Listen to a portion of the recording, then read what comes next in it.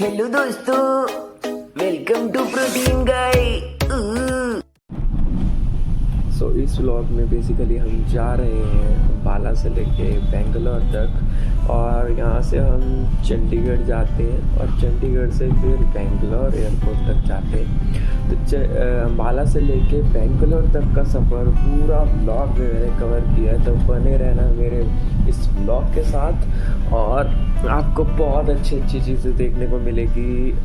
Airport और ऊपर जब इतना अच्छा व्यू मिल रहा था, मैंने उसकी भी क्लिप्स जो हैं वो थोड़ी थोड़ी डाली हैं इसके अंदर, तो आपको बहुत मज़ा आएगा, लास्ट तक देखना। तो अभी हम आ गए थे रोड के ऊपर, और जो ये मेन रोड है वो राजपुरा रोड है, और राजपुरा रोड से हम जाएंगे बनूड़ की तरफ, और बनूड़ के बाद फिर हम वहाँ से जाते हैं चंडीगढ़ एयरपोर्ट की तरफ।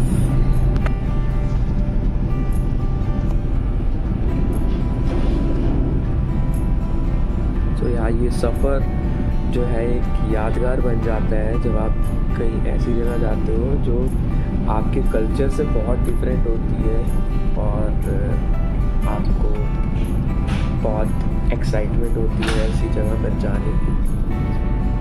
तो अभी मैं जो वीडियो को थोड़ा फास्ट फॉरवर्ड कर देता हूँ ताकि आप पूरे रास्ते का आराम से मज़ा ले सकें, और जितनी भी मैंने क्लिप्स रिकॉर्ड की हैं उनको आराम से देख सकें, और रास्ते में आपको बहुत मज़ा आएगा। तो ये एक्सपीरियंस जो है एक बहुत ही एक्सपेंसिव एक्सपीरियंस कह सकते हो उसको।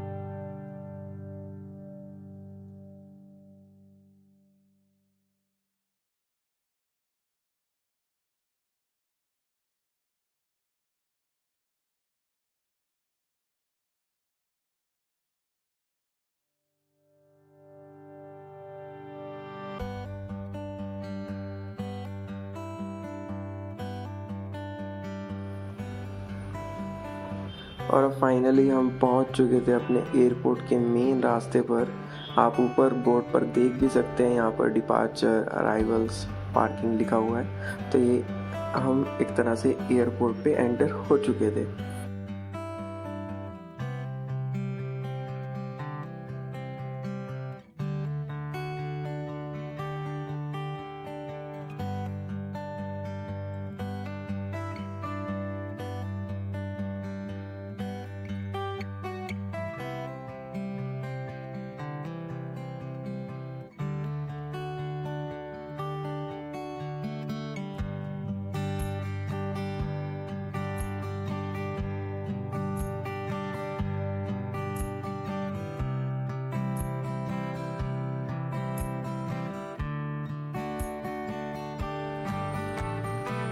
और ये एयरपोर्ट के बाहर ही जो ये आप इंडिया का फ्लैग देख रहे हो, ये हमेशा एक अलग सी वाइब्स देता है जो कि मेरे को बहुत पसंद था।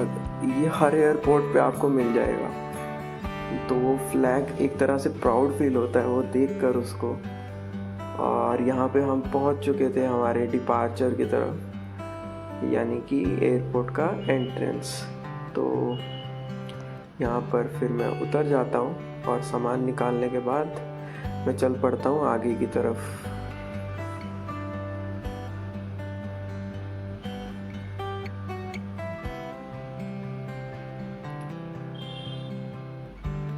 चंडीगढ़ एयरपोर्ट अभी हालांकि जब न्यू है तो इतना सुंदर तो नहीं है, बट हाँ काफ़ी हद तक अच्छा है।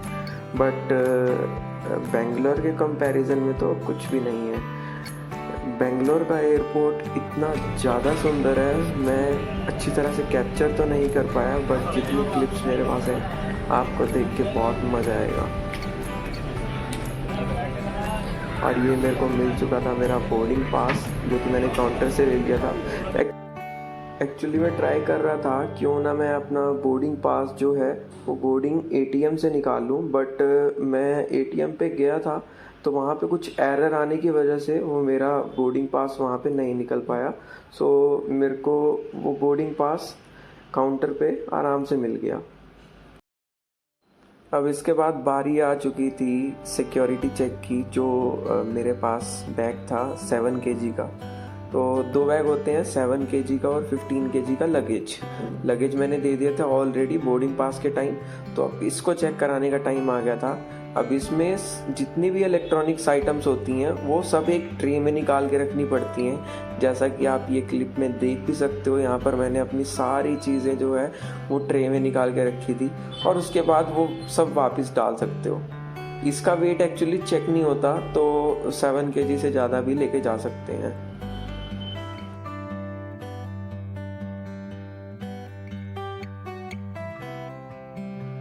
अब यहाँ पे सिक्योरिटी चेक कंप्लीट होने के बाद मैं अंदर आ चुका था।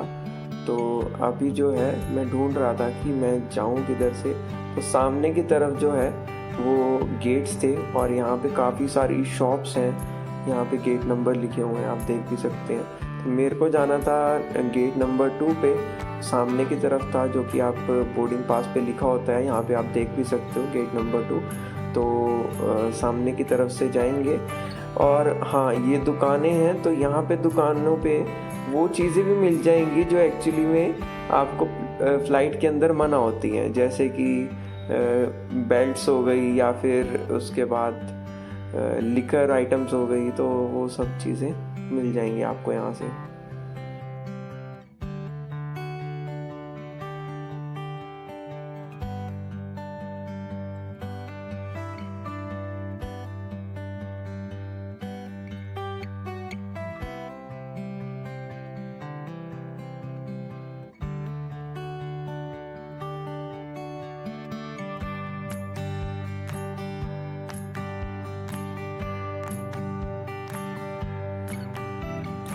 और ये तो हर किसी को ही पता है कि ये जितनी भी छोटी छोटी शॉप्स हैं इनके प्राइजेस हमेशा हाई रहते हैं। और हाँ, एयरपोर्ट पे मैंने वैसे जनरली कुछ खाया पिया नहीं था, बट एक हाँ वाटर बोतल ली थी, जो कि मेरे को 500 ml 60 रुपीज़ की पड़ी थी।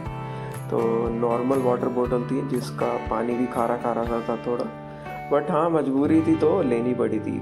बाहर प्लेन्स खड़े थे, सोचा मैंने कि एक व्यू दिखा दिया जाए यहाँ पे। तो और उसके पीछे भी जो प्लेन थे, आई थिंक वो लाइन से खड़े थे, जो वो कार्गो प्लेन्स थे जो सबसे एंड में खड़े थे। और ये मैप था जो कि चंडीगढ़ इंटरनेशनल एयरपोर्ट का, और कुछ ऐसा देखने को हमें मिलता है। तो ये हैं वो प्लेन्स जिनकी मैं बात कर रहा था। इनमें जो है वो सामान लोड किया जाता है जनरली, जहाँ तक मेरे को लगता है। तो ये पूरे लाइन से खड़े थे यहाँ पे।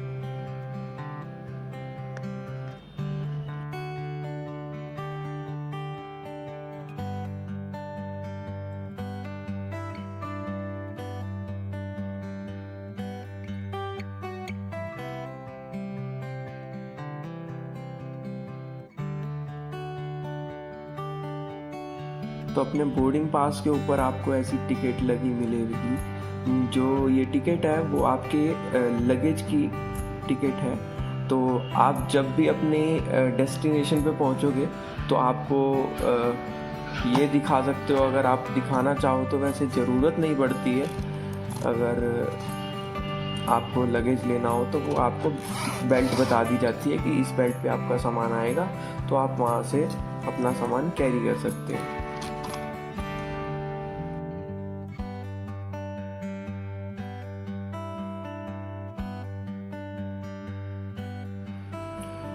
और कहने को एयरपोर्ट पे बेल्ट्स मना होती हैं, कि क्योंकि बकल के कारण, बट यहाँ पे धड़ल्ले से बिक रही हैं और मैंने बहुत से लोगों को भी देखा बेल्ट पहने हुए, तो ऐसा कोई इशू नहीं है।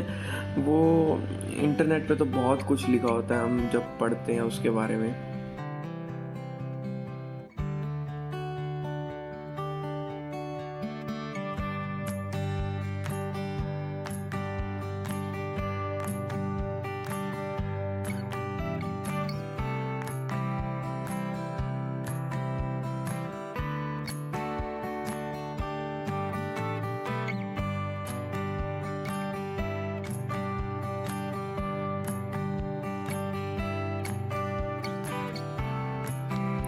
समय हो चुका था अब हमारी फ़्लाइट का, और यहाँ पे डिस्प्ले भी लगी हुई थी जहाँ पे हमें पता चल रहा था, और उसके साथ साथ अनाउंसमेंट भी हुई थी जिससे कि आपको पता चल सकता है।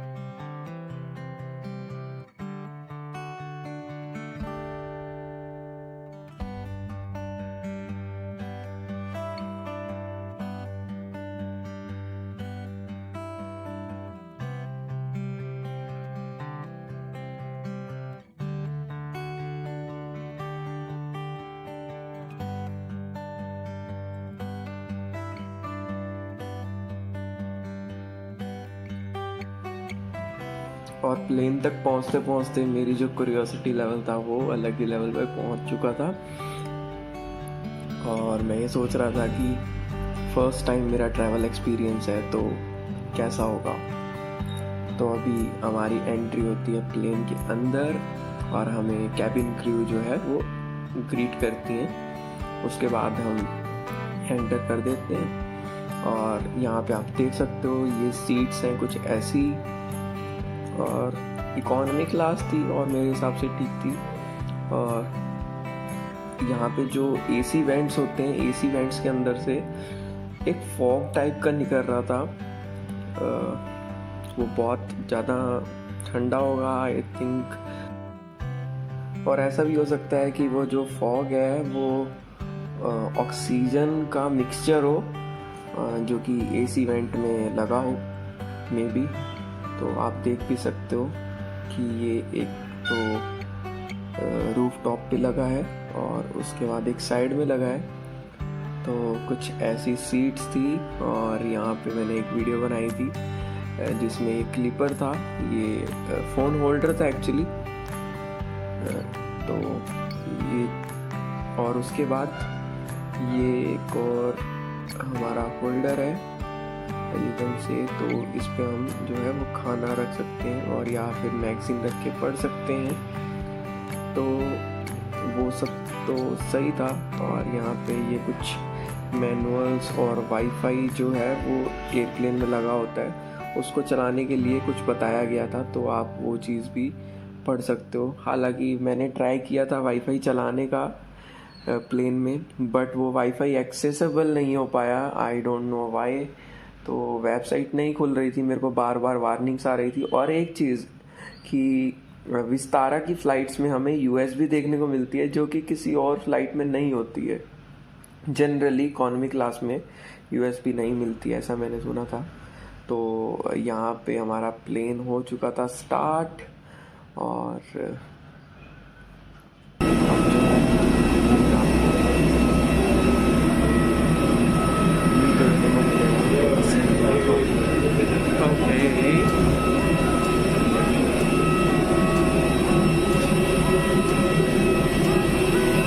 this is actually very nice.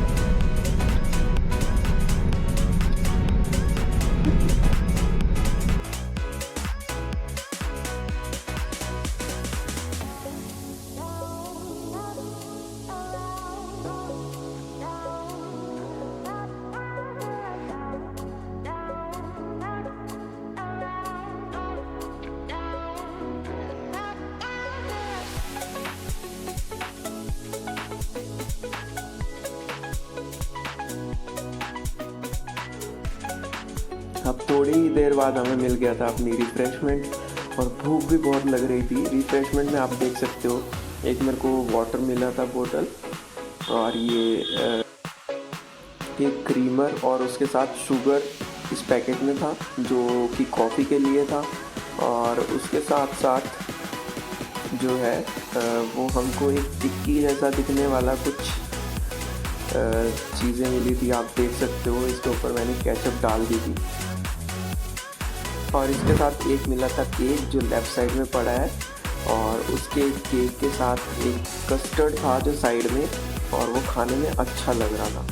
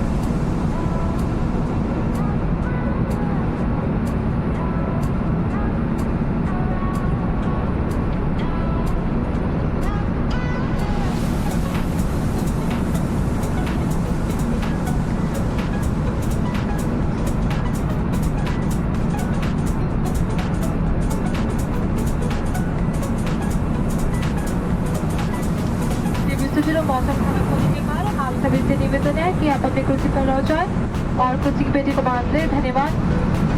Ladies and gentlemen, as we are experiencing turbulent weather, all passengers are requested to remain seated and fasten the seatbelt. Thank you.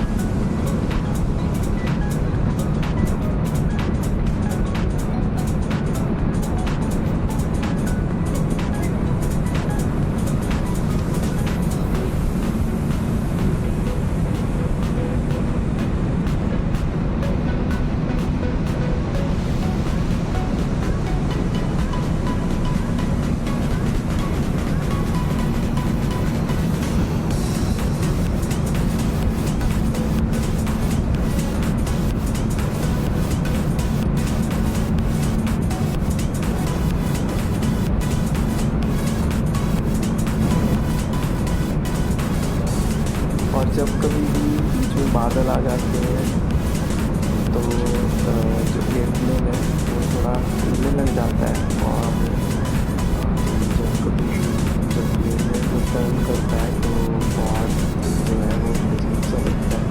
काफ़ी स्टार्टिंग में थोड़ा घबराहट होती है हर एक इंसान को, बट हाँ उतना फील नहीं होगा अगर आप ईयरफोन्स पहन लो तो प्लेन में, क्योंकि जब प्लेन टेक ऑफ करता है तो थोड़ी सी आवाज़ आती है तो जब भी कान दर्द करने लग जाते हैं तो ये रिकमेंडेड होता है कि आप ईयरफोन्स यूज़ कर सकते हो इस टाइम। आप मेरे को कमेंट बॉक्स में ज़रूर बताना आपको ये एक्सपीरियंस कैसा लगा, जो मैंने ब्लॉग में रिकॉर्ड किया, ये मोमेंट्स और सब।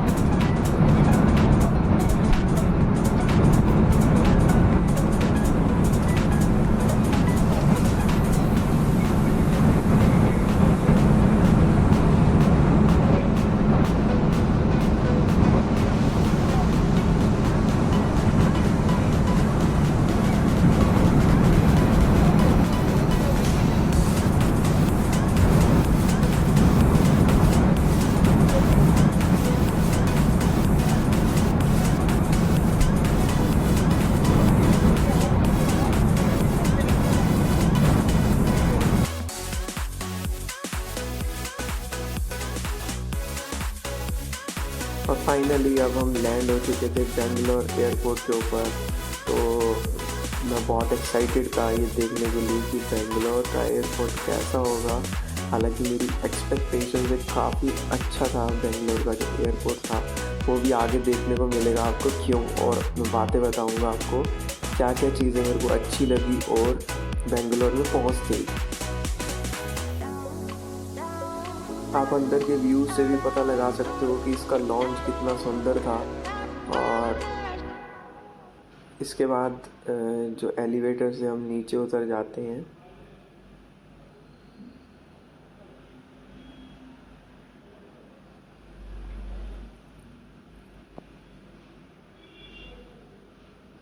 तो ये हमारा कुछ एग्जिट एरिया था। तो हमें पता चला था कि हमें जो अपने लगेज या फिर बैगेज लेना है वो 6th बेल्ट पे लेना है। तो हम यही ढूंढ रहे थे कि एग्जिट और 6th बेल्ट हमें कहाँ पे मिलेगी। तो आगे हमें मिल गई थी कन्वेयर बेल्ट्स जो भी थी, तो काफ़ी चलना पड़ा था। हालांकि बेंगलोर का जो एयरपोर्ट है वो बहुत ही ज़्यादा बड़ा है। Obviously you can't compare a developing city with the developed or metropolitan city. So this is a awesome। अगर आप बेंगलोर का एयरपोर्ट देखो तो यहाँ पे पोस्टर्स लगे हुए थे काफ़ी, और मतलब एक अलग सी फील आ रही थी जैसे कि आप इंडिया के अंदर हो ही नहीं। और आगे जाके आपको और भी चीज़ें दिखेंगी।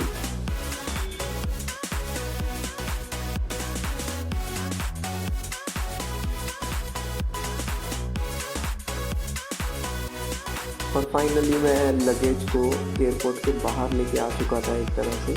और ये एयरपोर्ट के बाहर आते ही जो मुझे दिखा वो बहुत ही ज़्यादा सरप्राइजिंग था।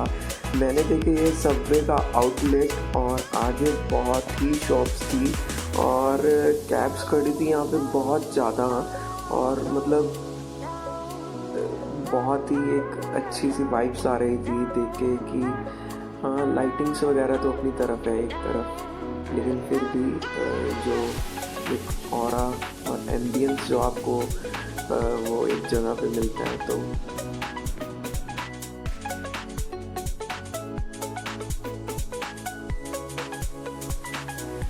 और हाँ, अगर आपको कभी भी एयरपोर्ट पे कोई भी दिक्कत आए या फिर कुछ पता ना चले तो यहाँ पे मिलिट्री रहती है और क्रूज़ रहते हैं जिनसे आप पूछ सकते हो, ठीक है। वो आपकी हेल्प के लिए ही होते हैं। तो मैंने भी एक मिलिट्री ऑफिसर से पूछा था कि सर जो मेरे को बसेस कहाँ से मिलेंगी, तो उन्होंने मेरे को बताया कि बसेस यहाँ से मिलेंगी। तो मैं बसेस को मतलब बस स्टैंड ढूंढने के लिए चल पड़ा था आगे की तरफ।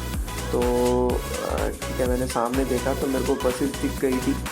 आप सामने देख सकते हो 2 बसेस खड़ी हैं। तो हम वेट कर रहे थे कि कब हम पार हो, और यहाँ पे मैं बस स्टैंड पे आ गया था। और ये रही BMTC की हमारी बस। तो कुछ ऐसी बसेस हमको देखने को मिलती हैं बेंगलोर में। हालांकि ये जो बस थी वो AC बस थी, मेरे को इस बारे में नहीं पता था। और यहाँ पे जो है इन्होंने साइड में क्यूबिकल्स बना रखे हैं छोटे छोटे, जहाँ पे आप एक तरह से रेस्ट भी कर सकते हो या फिर वेट कर सकते हो बस के आने का। तो वहाँ पे बाहर पे बोर्ड लगे हुए हैं कि कौन कौन सी बस कहाँ पे आएगी। तो उस हिसाब से यहाँ पे क्यूबिकल्स भी बने हुए हैं। और जो यहाँ पे स्टाफ है बसेस का वो काफ़ी फ्रेंडली नेचर का है। और हाँ, लैंग्वेज बैरियर आपको बेंगलोर में ज़रूर मिलेगी। मैं ये पहले ही दिन समझ गया था कि हाँ, लैंग्वेज बैरियर आने वाला है या बीच में। तो थोड़ी दिक्कत थी, बट हाँ वो समझ जाते हैं। और इनकी प्रोनाउंसिएशन भी बहुत ज़्यादा अलग है मैम। तो इन्होंने मेरे को 2-3 बार बताया था, कि गाइड किया था कि हाँ आपको इस बस में जाना है, यहाँ से आप फिर वहाँ पे जाओगे। सरजापुर जाना था एक्चुअली मेरे को। उसके बाद मेरे को जाना था अम्बेडकर नगर। तो मैं बस में बैठ गया। तो बस कुछ ऐसी थी, और बस में जो मेरे को यहाँ पे शॉपिंग कॉम्प्लेक्स दिख रहे थे शाम के टाइम पे, वो लाइट्स में और भी ज़्यादा चमकदार दिख रहे थे। और मतलब पूरा 3 घंटे का रास्ता मैंने आते हुए एंजॉय किया अच्छी तरह से। और फिर उसके बाद जो है मैंने एक सेकंड बस चेंज की थी। एक्चुअली मैंने बस के अपने फेयर बचा लिए थे। वो किस तरह से बचाए थे वो मैं कभी किसी और वीडियो में बताऊंगा, अगर आप लोगों की डिमांड होगी तो। बट मेरा जितना भी एक्सपीरियंस रहा बेंगलोर तक आने का वो एकदम ऑसम था। और चलो इसी के साथ हम मिलते हैं किसी और वीडियो में। टाटा, गुड बाय, सत श्री अकाल।